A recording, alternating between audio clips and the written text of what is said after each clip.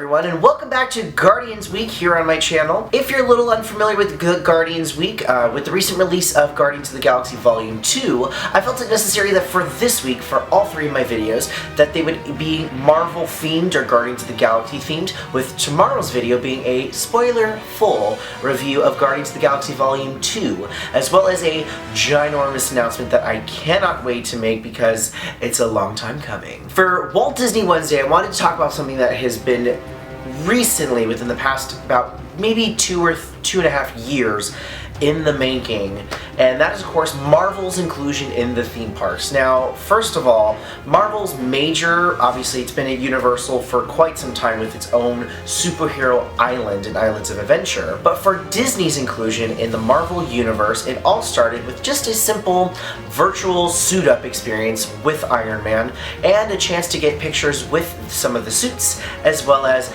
the Mark 42 that was on display with the recent release of Iron Man 3. And then of course with a couple other character meet and greets including Thor, Captain America, and then the inclusion of Spider-Man. Then it took it to a whole nother step with Hong Kong Disneyland getting the Iron Man experience, which was a simulator attraction that sent you through Hong Kong and created an entirely new storyline, which was fantastic, by the way. And now leading up to Guardians of the Galaxy Mission Breakout. Now, I personally am very excited that Marvel is getting a bigger inclusion in the theme parks themselves, specifically because Marvel can do basically any new story at once using characters that everyone really likes, like the fact that we're doing Guardians of the Galaxy, which is quite popular, and then creating a brand new story and getting these things going, because it's absolutely amazing. Here's where it gets a little bit interesting. Now, I have said that I am quite the fan and am very excited for Guardians of the Galaxy Mission Breakout. What I think needed to happen is I don't think that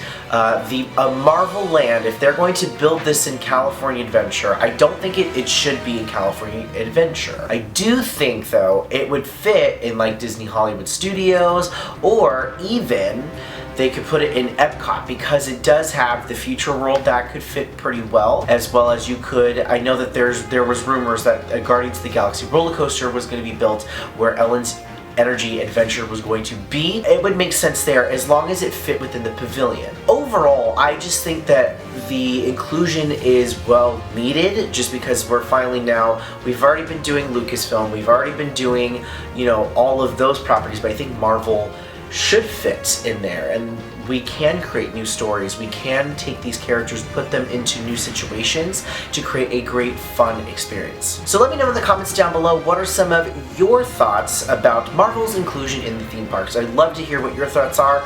Leave them in the comments down below, and the best comment will get a pin to the top. And there's one more video for Guardians Week, and that is of course tomorrow's video. So keep an eye out, be ready for it, because it is coming fairly soon. So thank you so much for watching this week's episode of Walt Disney Wednesday. If you liked the video, please don't forget, like and subscribe down below. I release new videos every single Monday, Wednesday, and Thursday.